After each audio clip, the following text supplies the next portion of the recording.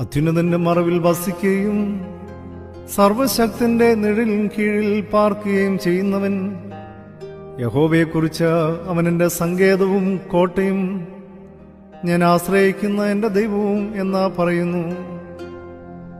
അവൻ നിന്നെ വേട്ടക്കാരന്റെ കണിയിൽ നിന്നും നാശകരമായ മഹാമാരിയിൽ നിന്നും വിടുവിക്കും.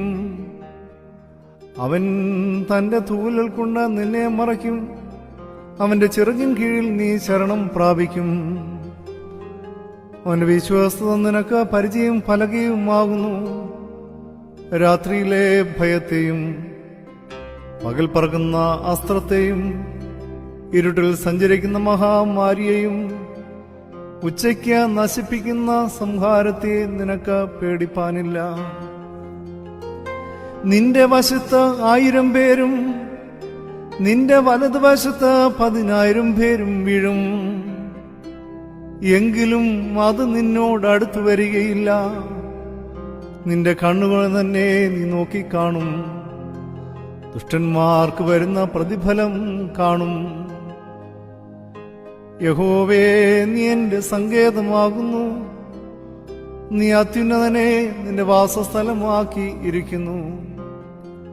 ഒരനർത്ഥവും നിനക്ക് ഭവിക്കയില്ല. ഒരു ബാധയും നിന്റെ കൂടാരത്തിന് അടുക്കയില്ല. നിന്റെ എല്ലാ വഴികളിലും നിന്നെ കാക്കേണ്ടതിന് അവൻ നിന്നെക്കുറിച്ച് തന്റെ ദൂതന്മാരോട് കൽപ്പിക്കും. നിന്റെ കാൽ കല്ലിൽ തട്ടിപ്പോകാതിരിക്കേണ്ടതിന് അവർ നിന്നെ കൈകളിൽ വഹിച്ചുകൊള്ളും. സിംഹത്തിന്മേലും അണനിമേലും നീ ചവിട്ടും. ബാലസിംഹത്തെയും പെരുമ്പാമ്പിനെയും നീ മെതിച്ചു കളയും. അവൻ എന്നോട് പറ്റിയിരിക്കിയാൽ ഞാൻ അവനെ വിടുവിക്കും.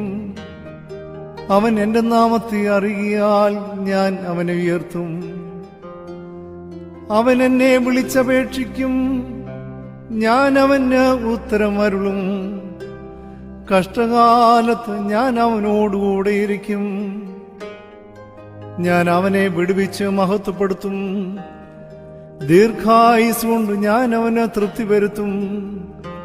എന്റെ രക്ഷയെ അവന് കാണിച്ചു കൊടുക്കും.